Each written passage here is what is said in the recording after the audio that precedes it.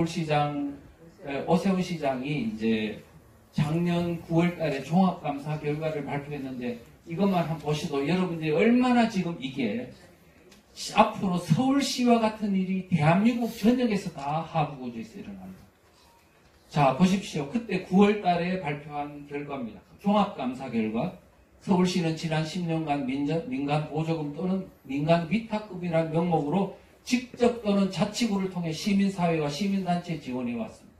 마을, 도시재생, 사회적 경제, 주민자치, 협치는 말할 것 없고 주거, 청년, 노동, 도시농업, 환경, 에너지, 남북교육 등 전통적인 어떤 중앙정부가 할 영역까지 대대적으로 지원했다고 그러면서 지난 10년간 민간 보조금과 민간 위탁금으로 지원된 금액은 무려 1조 원 가까이 됩니다. 그래놓고 그들이 임기제 공무원으로 서울시 도처에 들어가서 위탁업체, 선정부태가 다 자기들이 좌파단체는 돈을 막 빨아주고 막 그냥 이렇게 분배하는 역할을 했다라고 돼 있어요. 그래서 서울시의 예산, 국가는 좌파 시민단체의 어떤 ATM기, 현금 인출비로 전락했다고 돼 있습니다. 앞으로 여러분 보십시오. 지금 원래는 그저 주택사업은요, 정부가 하는 거였어요. LH공사 같은 데서 주택사업 했죠. 그런데 성남시 이재명에 의해서 자치단체가 주택사업을 할 수 있도록 되면서 경기도가 대장동 사태 같은 게 벌어졌어요. 그런데 여기는 이제는 부동산을 가지고 주민자치회가 주택사업도 할 수 있다, 금융대국도 할 수 있다, 이렇게 돼 있어요. 이렇게 되면 대한민국은요, 완전히 그저 망합니다. 마피아의 나라가 됩니다. 자, 이제 넘어가고요. 이제 어떻게 해야 될까? 우리는 이제 이미 대한민국은 사실상 적화된 상황이에요. 정치, 경제, 사회, 문화 모든 국면에서 북한에 의한 종북 세력이 곳곳에 주도권을 잡는 이러한 주사파의 지배 나라가 됐습니다. 이제 마을까지 들어갔습니다. 우리가 어떻게 해야 되느냐면 낭망스러워 이렇게 생각하시죠. 근데 희망이 있습니다. 뭐가 희망일까요? 국민들이 몰라서 그렇다는 거예요. 알게 해주면 됩니다. 우리가 지금 주한미군 철수하면 찬성이냐 반대냐면 거의 90%가 반대예요. 그 다음에 제가 물어봤습니다. 이것만 내가 먼저 보여드릴게요. 청년들에게요, 제가 10년 전에 물어봤습니다. 자기가 진보 세력이라고 생각해서 손들으라 그랬더니 60%가 들더라고요. 보수라고 생각해서 손들으라 했더니 10%만 들어요. 그래서 왜 그렇게 드냐, 진보에 손을 드냐 했더니 좋은 거라는 거예요. 나아갈 긴 걸음. 보다 좋은 상태로 변하는 것. 아니 근데 청년인데 어떻게 나쁜 상태로 변하는 것을 할 수 있습니까? 좋은 상태로 변하는 진보를 택해야지요. 그래서 내가 알았어. 그런데 너희들이 모르는 거 있는 게 있어. 원래 사전에 있는 용어 말고 정치학적 의미의 진보 세력은 역대적으로 공산주의, 사회주의를 세력이 그들을 포장하는 용어로 쓰던 용어야. 지금 유럽도 미국도 전 세계도 진보 세력은 사회주의, 공산주의를 말한다고 다 알고 있어. 트럼프도 그랬고. 심지어는 우리나라에 있는 조국까지도 진보 집권 프렌이라는 책에 보면 진보 세력은 사회주의를 말한다라고 다 그렇게 기록이 되어 있습니다. 그런데 누구만 모르냐? 대한민국에 살고 있는 사상의 무지한 일반 국민들만 모르고 있는. 그래서 젊은 청년들을 좌파들한테, 주사파들한테 다 반납하고 있는 거예요. 진보 텐트 안에 청년들이 60%가 들어간 거예요. 이렇게 하여 선거로 반체제 세력이 선거에서 이겨버리고 말았다. 우리의 무지로 인해서, 용어에 대한 혼란으로 인해서 청년들을 반납한 거예요. 자, 그러면 우리가 지금 뭐냐면 청년들에게 내가 이야기 딱 해놓고 다시 딱 3분, 5분 뒤에 다시 묻겠다. 진보 세력이라고 생각하는 사람 손들으라 그랬더니 안 들더라고요. 왜 안 드냐 그랬더니 몰랐지요. 3분, 5분 만에 바로 각성을 시킬 수 있는 이 간단한 방법이 있는데 왜 이거를 빙빙 돌려가지고 나라를 이렇게 난장판을 만들어 놓고 하느냐 이거예요. 우리는 사상에 대한 학습이 필요합니다. 젊은 청년들에게 이제 대한민국 너희들이 원했던 그게 진보가 아니고 평등이 아니고 바로 여러분들의 자유를 박탈하고 북한 체제로 가려고 하는 그 나쁜 악의 무리들이에요. 그 사상적 실체를 알려주자는 거예요. 이제는 피하지도 말고 이제는 직격해가지고 그걸 있는 그대로 알려야 된다. 그렇게 하면 어떻게 되냐. 진보 텐트에 있는 많은 청년들이 나옵니다. 요즘 여론조사를 했는데요. 20대 남자들의 경우는요. 진보 세력보다 훨씬 더 보수 세력이라는데 그때 10%밖에 안 들던 청년들이 지금은 진보 세력보다 훨씬 더 많이 손을 들어요. 이 정도로 바뀌었죠. 그건 뭐냐면 진보 세력은 뭐야? 공산사회주의를 말한다는 이퀄이라는 그 어떤 프레임 하나를 계속 퍼뜨리자는 거예요. 자, 그래 놓고 제가 물었습니다.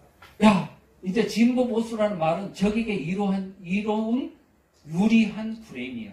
이제 대한민국에게 유리한 프레임을 다시 만들어보자. 그래서 제가 책으로서 만들었습니다. 대한민국 세력과 반대한민국 세력이라는 프레임으로 다시 질문을 해봤습니다.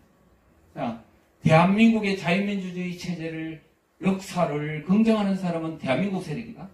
부정하는 사람은 반대한민국 세력이다.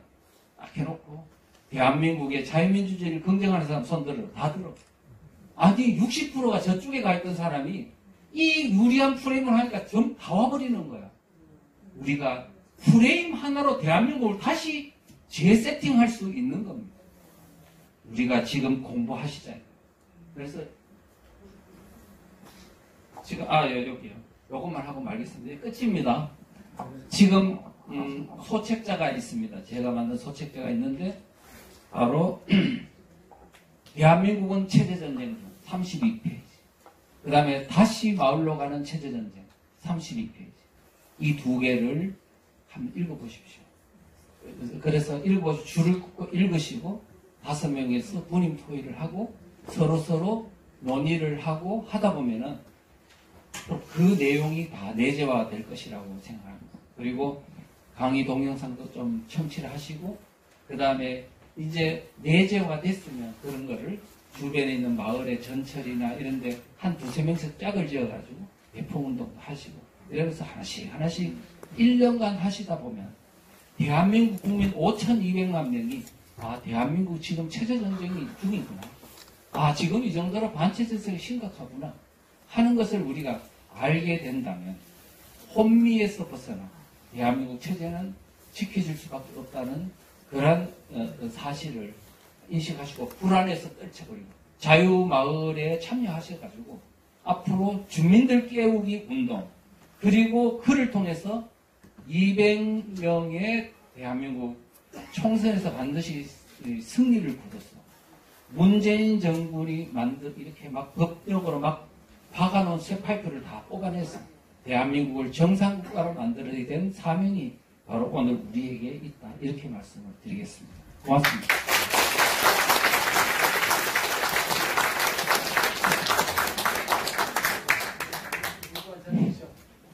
네, 열강을 해주신 이전 총재님께 다시 한번 큰 박수 부탁드립니다.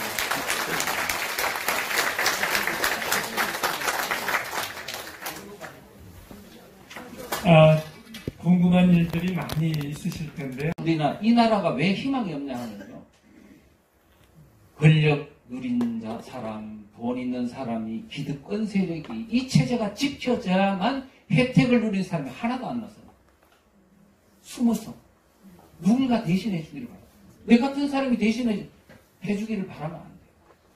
무엇인가 뭐냐면 우리들에게 희망을 주든 돈을 주든 아니면 조직을 주든 뭔가 해야 되는데 지금요 우리나라는 잘못되어 있습니다.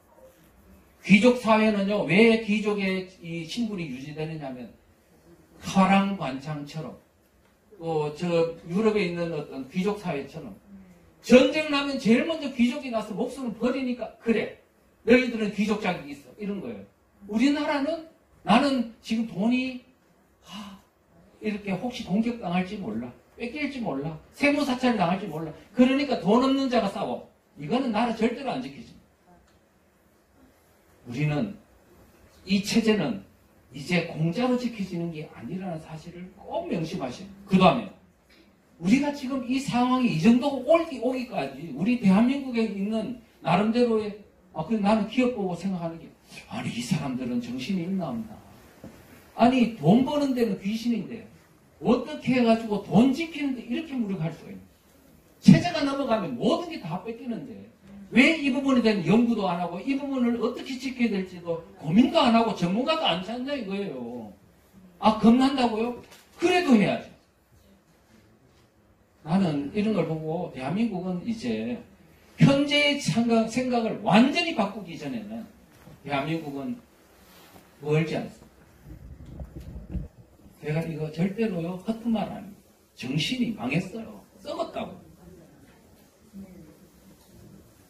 지금 보십시오. 경기동부연합 이석기의 사람 양경수가 했는 말이 사회 대전환 하겠대요. 사회 대전환이 뭔지 모르시겠죠? 이 사람도 그랬잖아요. 기간산업과 주택 50%를 국유하겠다고. 여러분의 지금 소유하고 있는 주택의 50%를 국유하겠다고 그러잖아요. 이보다 더 체제 전환이 없습니다. 이건 시작에 불과해요. 그 다음에 추미애가 그랬죠. 지금 중국처럼 소유권은 국가가 갖고 모든 부동산을 소유권은 국가가 갖고 그 다음에 인민은 사유권만 갖도록 하겠다 그랬잖아요. 아니 인민이라는 말까지 썼어요. 지금 내가 좌파들이요 마을 권력까지 장악하고 있는 게 이게 보통 문제가 아닙니다. 교육부에서 만든 자료입니다. 제가 자료를 교육부에서 받아가 이게 보도 자료예요. 그래서 보니까 뭐 이해가 되십니까 이거? 읍면동에 있는 주민들을 통합교육을 하는 시스템을 구축하겠다는 거예요.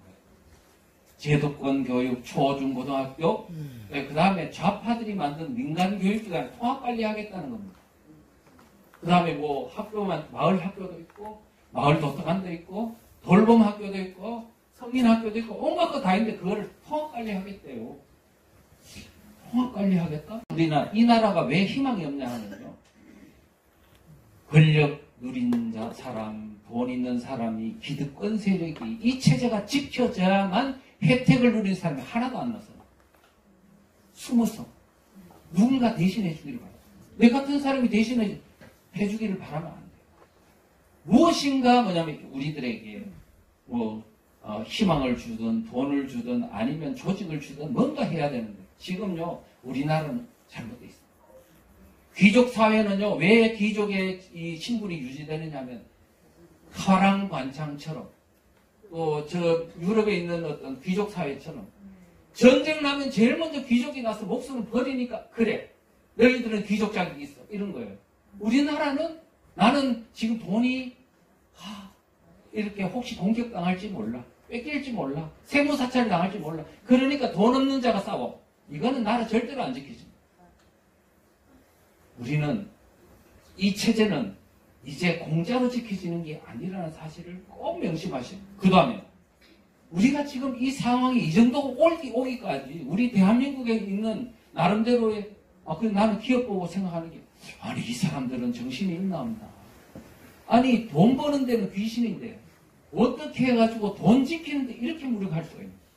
체제가 넘어가면 모든 게 다 뺏기는데 왜 이 부분에 대한 연구도 안 하고 이 부분을 어떻게 지켜야 될지도 고민도 안 하고 전문가도 안 찾는다 이거예요. 겁난다고요? 그래도 해야죠. 나는 이런 걸 보고 대한민국은 이제 현재의 생각을 완전히 바꾸기 전에는 대한민국은 멀지 않습니다. 제가 이거 절대로요 허튼 말 아닙니다. 정신이 망했어요. 썩었다고. 지금 보십시오. 경기동부연합 이석기의 사람 양경수가 했는 말이 사회 대전환 하겠대요. 사회 대전환이 뭔지 모르시겠죠? 이 사람도 그랬잖아요. 기간산업과 주택 50%를 국유하겠다고. 여러분의 지금 소유하고 있는 주택의 50%를 국유하겠다고 그러잖아요. 이보다 더 체제 전환이 없습니다. 이건 시작에 불과해요. 그 다음에 추미애가 그랬죠. 지금 중국처럼 소유권은 국가가 갖고 모든 부동산을 소유권은 국가가 갖고 그 다음에 인민은 사유권만 갖도록 하겠다 그랬잖아요. 아니 인민이라는 말까지 썼어요. 지금 내가 좌파들이요 마을 권력까지 장악하고 있는 게 이게 보통 문제가 아닙니다. 교육부에서 만든 자료입니다. 제가 자료를 교육부에서 받아가 이게 보도 자료예요. 그래서 보니까 뭐 이해가 되십니까? 이거 읍면동에 있는 주민들을 통합교육을 하는 시스템을 구축하겠다는 거예요. 제도권 교육, 초, 중, 고등학교, 그 다음에 좌파들이 만든 민간 교육기관 통합관리하겠다는 겁니다. 그 다음에 뭐 학교만, 마을 학교도 있고, 마을 도서관도 있고, 돌봄 학교도 있고, 성인 학교도 있고, 온갖 거 다 있는데 그거를 통합관리하겠대요. 통합관리하겠다? 이게 무슨 뜻이지? 예, 자치단체, 정부의 교육 예산을 이제는 좌파 교육 주도 세력에게 주겠다는 겁니다. 이제 지금까지는 좌파 교육 마을 학교에서 민간기관이기 때문에 돈을 못 받았어요. 이제는 걔들한테 막 그냥 교육에 막 읍면동에 있는 모두 교육의 권한을 그들에게 주겠다. 돈도 주겠다. 모든 것들을 다 할 수 있는 관리권을 주겠다. 이제 거다가 또 하나는요. 뭐냐면은 교육을 시키겠다는데 뭘 교육시키냐 하니까 사상교육 시키겠다. 그 다음에 학생만 시키는 게 아니고 학생도요. 이제 어떻게 하겠다. 학생들이 학교에서는 정교조 선생님이 가르치고 이제 방과 후에는 보면은 그 마을마다 다 그저 전문 교육기관이 있대요. 예를 들면은 뭐 도시농업에 관한 뭐 농사 고추 모종하는 거는 또 좌파 노동단체가 가르치고 또 보건은 뭐냐면 무슨 무슨 병원 길병원에 있는 노조가 가르치고 이제 뭐냐면은 그런데 그걸 뭐라 그러냐면 온마을 교육이라고 해요. 온마을 교육이 뭐라고 하냐면은 한 아이를 키우기 위해 온마을이 필요해요. 부모가 자녀를 가르치는 게 아니고 이제는 이 한 아이는 부모가 가르치는 게 아니라 온 마을이 가르치겠다. 자, 학교에서는 정교조가 가르치고 방과 후에는 뭐냐면 각 잡가단체들이 다 각 분야별로 전문 교육기관이 걔들을 집중해서 막 가르치겠다는 거예요. 그게 온 마을 교육이에요. 지금 거기에 예산 엄청나게 주고 있어요. 자, 그러면 지금 보십시오. 문재인 정부 교육부가 만든 자료인데요. 이 모범적인 지역을 말해요. 도봉구, 은평구, 강북구 있어요. 도봉구는 보니까. 도봉구에만 마을 학교가 97개소래요. 좌파 마을 학교가 97개소. 그러면 도봉구에만 97개소면 전국에 있는 마을 학교, 좌파 마을 학교가 몇 개라는 얘기예요. 거기에 있는 강사가 몇이라는 얘기예요. 어마어마한 거죠. 언제 이렇게 만들어졌냐 그랬더니 문재인 정부 때 집중적으로 양성했어요. 여러분 문재인 정권 들어선 후에 마을 강사 양성한다는 혹시 현수막 많이 안 보셨습니까? 그게 바로 이거.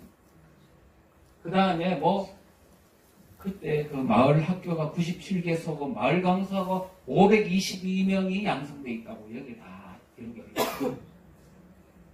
그 다음에 등등 많은 이런 시설들이 있고요. 그 다음에 지금 교육기관이 좌파 마을 학교가 협력체제 MOU를 체결해가지고 이제는 정부의 예산으로 뭐냐면은 위탁과 그 업무를 위탁을 해가지고 돈 빨아먹고 살 수 있도록 다 해놓고 있는 거예요. 이제 좌파 마을 학교는 이제는 막 여기저기서 돈을 받을 수 있는 구조가 만들어진 겁니다. 지금 이렇게 돼 있고요. 그 다음에 여기도 보면 미래교육지국 하니까 뭔가 이상한 겉으로 보면 좋아 보이지만 문재인 정부 때 미래교육지구가 21개가 만들어졌는데 작년 윤석열 정부가 등장한 2022년도에 12개가 더 신설됐어요. 거기는 뭐냐면 좌파 교육특구예요. 그래서 거기에 보니까 미래교육지구당 1억 원씩 교육 예산이 지원됐어요. 이 돈 가지고 뭘 하냐? 바로 읍면동에 있는 지금 학부모들을, 지역 주민들을 사상교육시키는 겁니다. 교묘하게 감추었어. 마을 마을 경제를 하는 애 뭐네 하면서 여러 가지 형태로 있잖아요. 포장을 해가지고 하고. 그런데 그 마을 교육 공동체의 전문가가 하는 말이 그랬어요. 뭐냐? 마을 공동체 교육은 어떻다고요? 학생과 주민들을 주체적 시민으로 성장시키는 목표라고. 주체적 시민. 뭐가 생각나세요? 주체 사상이죠. 그 다음에 마을이라 하는 공동체는 무슨 생각을 가치를 따르는 공동체주의인데 그건 일체의 자유주의적 개인주의를 반대. 아니 이런 식으로 읍면동 교육 시스템을 만든다는 거야. 얼마나 무섭습니까? 이제 베트남에서 캄보디아에서 이루어졌던 마을 교육이 이제 대한민국에서 일어나는 거예요. 자, 그 다음에 제가요, 지난 대선 직후에 아산 천안 지역에서 마을 교육 공동체 관련 조례가 통과됐어요. 제가 거기서 반대한다고 내가 강의도 하고 가고 했는데 그게 결국 통과됐는데 이 조례의 핵심이 뭐냐 하면은 읍면동에 있는 좌파 교육 활동가들에게 모든 예산과 돈과 권한을 부여하는 내용으로 되어 있습니다. 자, 보십시오. 마을교육 공동체 활성화 사업 및 지원이라고 되어 있는 수입으로 경기동부연합이 활동자금으로 많이 쓰여졌다고 지금 언론에 다 그렇게 나오고 있습니다. 그 다음에 경기도로 갔습니다. 그 다음에는 민주당으로 들어갔습니다. 그런데요, 여러분 보십시오. 여러분들 우리가 조금 더 이 사상 문제를 생각하시면 어떻게 해야 될지를 아실 수 있습니다. 예를 들면은 이재명이 구속됐습니다. 무기징역 구형이 될 거라고 합니다. 뭐 그게 어쨌든 10년이 됐든 뭐 됐든 됐다고 치자고요. 우리 국민들이 이야 만세 이재명이 구속됐다. 근데 지금 어떻게든 민주당에서 이재명을 탁 내치는 분위기. 이제 이재명이 모이라 그래 아무도 안 모여. 그러면 이재명만 팽? 그러면 이재명을 지지했던 경기동부연합하고 이 주사파들은 어디 갔냐고요. 다음 사람을 또 찾을 거예요. 김부겸이 될지 이낙연이 될지. 그러면 국민들은 또 김부겸이 이재명을 딱 보는 이낙연을 보면 아이고 저 사람은 괜찮아. 이렇게 생각하면 될까요 안 될까요? 배우의 세력이 누군가 이걸 봐야지. 그러니까 지금 영화 배우를 보지 말고 그 배우의 작전 짜는 감독을 보시라고. 그게 바로 사상을 보셔야 우리는 속지 않습니다. 자, 이랬던 말씀을 드리고 자유마을에 왜 동참해야 되느냐 문제를 제가 지금부터 말씀드리겠습니다. 우리는 6.25 전쟁에서 마을에서 일어난 체제전쟁을 심각하게 경험했습니다. 저는요, 제가 2010년도에 어떤 책을 썼느냐, 한 두 달에 걸쳐서 6.25 동란과 트로이 목마, 6.25 전쟁 때 실제 6.25 전쟁 때 그 비참했던 세계 전사에서 6.25 전쟁은 가장 참혹한 전쟁이었다고 합니다. 왜 참혹한 전쟁이었느냐? 이 좁은 땅덩어리였어요. 너무나 많은 민간인 희생자가 났기 때문에. 그러면 민간인 희생자가 났다면은 우리는 지금까지 6.25 전쟁은 군인들끼리 싸운 전쟁으로 알고 있습니다. 북한군이 내려왔어, 국군이 못 막았어. 그래서 미군과 유엔군이 왔어, 올라갔어. 중공군이 내려왔어, 일사후퇴 하다가 휴전선거구에서 진지 참호전 하다가 그 다음 휴전협정을 맺었어. 전쟁은 종결됐어. 그래서 낙동강 전투, 백마거지 전투, 장신호 전투 이렇게 하고 군인들의 어떤 전쟁 영웅담도 이야기하지 않습니다. 그런데 지금 만약의 경우에 민간인이 군인들보다 훨씬 많이 죽었어요. 그런데 그 민간인이 시신이 어디서 발견됐냐면 저 후방 마을에서 많이 발견됐다고. 그렇다면은 이 전쟁의 도대체 성격이 뭐지? 도대체 왜 민간인이 이렇게 마을에서 집단으로 많이 죽은 거야? 이런 문제를 우리가 생각을 해야 됩니다. 자, 그래서 우선 6.25 전쟁은 사상전이자 체제전쟁이라는 것을 일단 알고, 그 다음에 북한군이 6.25 전쟁 때 남침을 했어요. 3일 만에 서울을 함락했어요. 3일 만에 서울, 인천을 함락했는데, 그때 마을에서 무슨 일이 일어났는지를 일단은 잘 살펴봐야 합니다.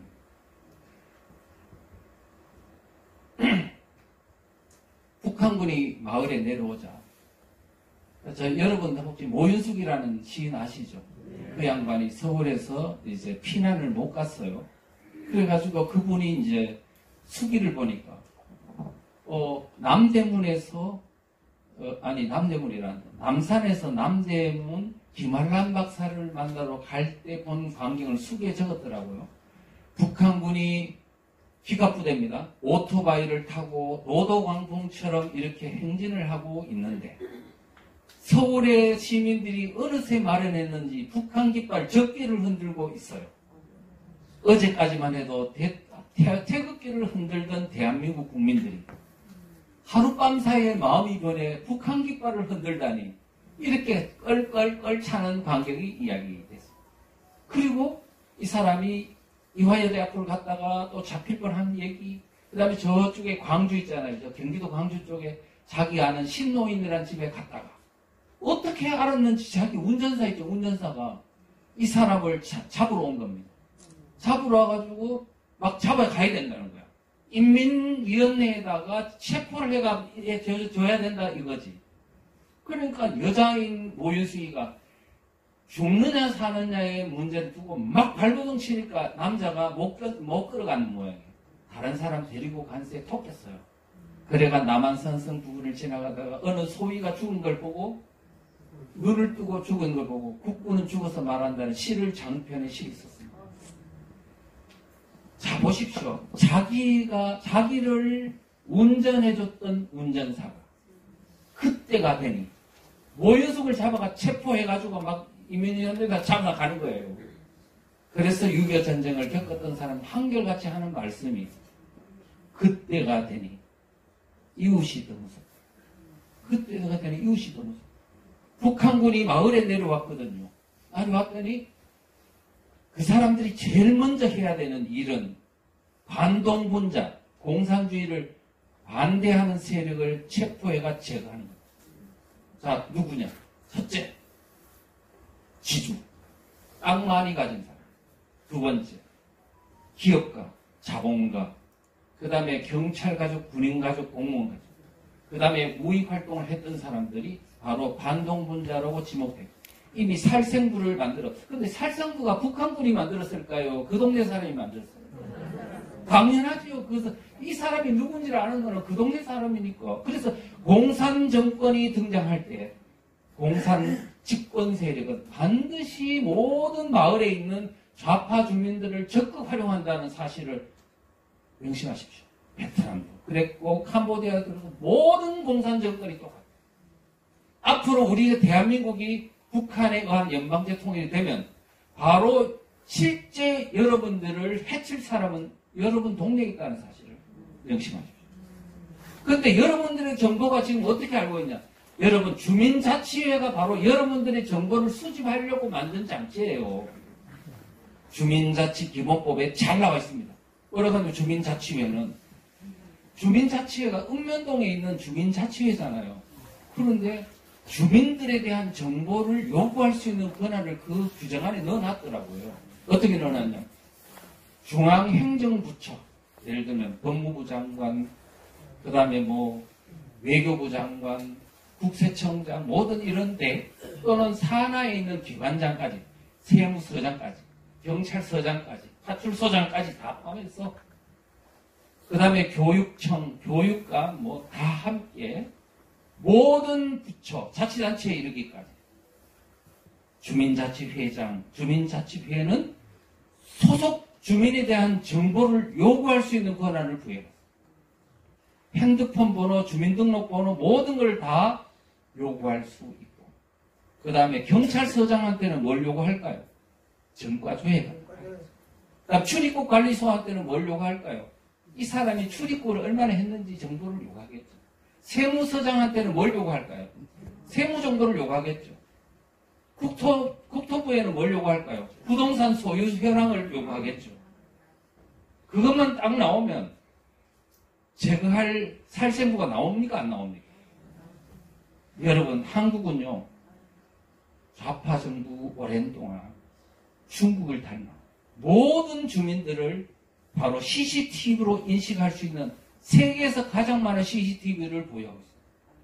거기에다가 안면 인식 기술만 장착해버리면 지금 여러분들은 어디에 가도 다 그들의 손아귀에 놀아날 수가 없습니다. 여러분, 코로나 전국 때 식당 가면서 QR코드 하신 경험 있습니까? 저는 안 했습니다. 안 가? 한 번도 간 적이 없습니다. 교회에서요, 제가 교회에서 모 교회에 다니다가 QR코드 딱 하는 거고, 안 돼! 이거는 지금 현재 우리를 동물농장으로 만들려고 하는 거예요. 안 되고 있기 때문에 더 이상 말할 가치가 없습니다. 지금 그렇게 볼 때 우리가 이 헌법상 내용이 이미 벌써 그들은 북한의 연방제 통일, 대한민국의 체제를 바꾸는 것을 다 꿈꾸는 정도가 아니고 현실화시키려고 했다. 그런데 기독교 중심으로 애국 진영이 반발을 해서 겨우 저지가 됐습니다. 그래서 그리고 이재명은 어떤 나라를 만들려고 했나? 이재명이 대한민국 혁명하라는 책을 제가 이제 구입을 했죠. 그때 박근혜 탄핵 때 광화문에 그 외요 박근혜 대통령 목을 잘라가 막 짝대기에다 효소해놓고 막 이런 광풍이 불 때 제가 나이방을 끼고 들어가서 다 이렇게 항상 관찰을 했습니다. 책을 샀어요. 그들의 문건도 사고 다 해가지고 지금 그들이 어떻게 움직이는가. 또 그들이 지금 현재 박근혜 탄핵의 배후에서 어떤 작용을 했는가. 그걸 다 관찰을 했습니다. 근데 이 책이 있더라고. 샀어요. 이번 대선 전에 이 책을 다 회수해가지고 완전 품절 중고시장에도 나오지 않습니다. 근데 그 내용에 보면은 이미 대한민국에 대한 적의가 다 녹아 있습니다. 대한민국은 첫 단추부터 잘못 끼었다고 돼 있고 48년 8월 15일 대한민국의 건국은 뭐라고요? 건국이라고 하는 것은 잘못된 것이다. 대한민국 건국을 부정해버립니다. 그 다음에 진짜 이 사람이 꿈꿨던 나라는 어떤 나라냐 하니까 해방 직후 우리가 합의했던 민주공화국의 가치가 살아 숨쉬는 나라를 만들자. 해방 직후 우리가 합의했던 민주공화국 그게 조선인민공화국입니다. 그 산하에 있는 조직이 인민위원회입니다. 이와 같은 나라를 만들자고 하는 사람을 대통령으로 지금 1614만 표를 찍은 거예요. 우리 대한민국. 정신이 있습니까? 없습니까? 그럼 결국 오늘 그 사람들 1614만 표를 찍은 사람들이 전부 다 대한민국의 자유민주주의 체제를 부정하는 사람들일까요? 아니면 어떻게 되는 사람들일까요? 썩은 거죠. 그러면 이 썩은 사람들을 누가 나서서 이 사람들을 깨우쳐야 되겠습니까? 누군가를 해야 되겠죠. 그런데 아무도 지금까지 이 국민들의 어떤 사상적 위험성, 대한민국의 운전대를 반체 세력이 잡으면 안 된다는 걸 아무도 알려주지 않는 겁니다. 가만히 생각해 보십시오, 여러분. 이거요, 대한민국이 우익의 나라인 대한민국이 좌익 세력이 그것도 주사파가 선거를 통해서 정권을 잡았다는 것은 이거는 세계가 다 웃을 일입니다. 후진국도 아니고 중진국도 아닌 이 대한민국에서. 자, 그런데 그 가만히 생각하면 그거는요 상당히 일리가 있는데 정치권이나 정당이나 그 어떤 세력도 그들 주사파들 반체제 세력의 정치권 진입 행위에 대해서 경종을 울려준 사람이 없었답니다. 바로 여러분 보십시오. 김대중 대통령이 등장했을 때 사상적인 이야기 안 했어요. 노무현 등이 등장했을 때도 안 했어요. 한 번 했어요. 장인 사상 문제 이야기하니까 그러면 마누라 버리란 말이냐? 그랬더니 그가 그 다음 안 했어요. 그러니까 문재인 대통령 등장했을 때 사상적인 그런 TV 공개 토론에서 상급 받습니까? 안 했죠. 지금 대한민국을 우리나라를 운전대를 반체제 세력, 종북 세력 북한 체제로 통일하는 세력한테 이미 넘겨주는 데서도 열세를 넘겨주고 하는데도 지금 아무도 그 문제를 거론하지 않았다는 건 대한민국 국민들이 완전히 마취 상태가 깨어나지 못하도록 했다는 것. 정당이 해야 될 일을 방기한 겁니다. 그러니까 국민들이 깨어나지 않아요. 2020년 4월 총선 때 저는 소책자를 만들어가지고 그것을 줬는데도 하나도 안 쓰더라고요. 총선 때. 이제 2024년 총선에서는 이제 안 돼요. 이제는 우리는 국민들에게, 유권자에게 오늘 지금 5년 동안 우리가 당했던 그것을 이야기하면서 우리가 반체제 세력이 대통령이 되고 국회의원이 되고 정부 관계자가 되어가지고 대한민국이 이토록 고통당했던 것을 잊지 말고 우리 국민들에게 각성시켜줘야 됩니다. 힘들다고요? 힘들어도 해야 됩니다. 좀 돌리면 안 되냐고 반발하면 안 됩니다. 그냥 해야 됩니다. 그런데 과장은 하지 마시고 있는 사실 그대로. 우리는 이제는 과장도 안 되고 축소도 안 되고 있는 사실 그대로 실체적 진실 있는 그대로 알리는 게 중요해요. 저는 전들 힘들지 않았겠습니까? 얼마나 공격 많이 당하고 했는데 저는 있는 그대로. 이것은 어쩌면은 저의 운명이자 사명이 생각하고 그냥 하는 겁니다. 뭐 공격을 당하면 힘들다고 힘들겠죠. 뭐. 그렇지만 우리는 국민들에게 알려주지 않으면 언젠가는 모든 국민들이 다 고통을 당해야 되니까 그거는 막아야 되잖아요. 이런 생각입니다. 고맙습니다.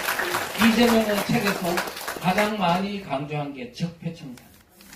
수도 없이 적폐청산을 이야기했고요. 70년이 적폐의 역사래요. 그 다음에 그러면서 이제 뭘 해면 대청산을 한 후에 대전환을 해야 돼. 대전환. 체제를 대전환해야 돼. 무서운 얘기입니다, 이거는. 자, 그렇고, 그 다음에 바로 통일조국을 만들겠고요. 이재명이 만약에 대통령이 되었으면 대한민국의 자유민주주의는 소멸의 길로 갔을 겁니다. 여러분, 지금 대선 전에 경선이 있었죠. 이낙연 그룹과 경선이 있었는데 사실은 야로가 있었지 않나 싶어요. 어쨌든 이재명이 됐어요. 그때 민주당 당 게시판에 이번 경선 결과에 따라 민주당을 지킬 수 있을지 아니면 저 미친 통진당 세력에게 통째로 당이 뺏길지 결정될 것으로 보입니다.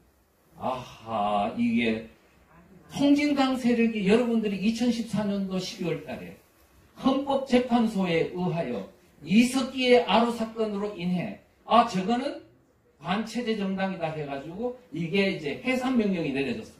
그래서 사람들은 통진당 해산됐네, 그게 위협이다, 체제 수호가 됐다고 그렇게 생각했는지 모릅니다. 저는 그 위험합니다. 지금 항아리 안에 독극물이 가득 알아있는데 이거를 화학적으로 화학적으로 이게 해체를 해야 되는데 벽만 뚝 깨가지고 논바닥에 던진 거예요. 그러면 그 독극물이 어디로 가요? 사라졌습니까? 논바닥으로 간 거죠. 더 위험한 거죠. 그런데 그 다음부터는 이 독극물이 어디로 간지 모릅니다. 통진당에 있었던 진성당원 4-5만 명, 혁명적 의식을 가진 이석기 그룹이 어디로 갔는지를 모릅니다. 이석기가 구속됐다고요? 그들 세력이 어디로 갔냐고. 근데 알고 봤더니 민중당으로 갔다가 진보당도 들어갔다가 또 여기저기 갔다가 알고 보니까 이번 대선 보니까 민주당을 다 장악해버렸네. 이런 상황이 돼버렸습니다.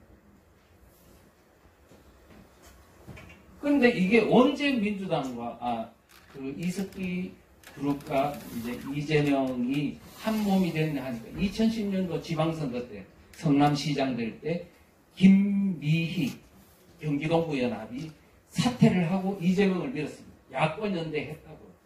그래서 이재명이 당선됐습니다. 고마워가지고 이제 인수위원을 구성할 때 인수위원장에 김미희를 임명했습니다. 그리고 경기동부연합을 상당수 인수위원회 했습니다. 그때부터 성남시를 같이 통치했다. 그 세월이 깁니다. 그러면서 나눔 환경이라는 단체를 만들어가지고 성남시에 있는 모든 쓰레기를 수거할 수 있는 권한을 줬어요. 그 수입으로 경기동부연합이 활동 자금으로 많이 쓰여졌다고 지금 언론에 다 그렇게 나오고 있어요. 그 다음에 경기도로 갔습니다. 그 다음에는 민주당으로 들어갔어요. 그런데요, 여러분 보십시오. 여러분들 우리가 조금 더 이 사상 문제를 생각하시면 어떻게 해야 될지를 아실 수 있습니다. 예를 들면은 이재명이 구속됐습니다.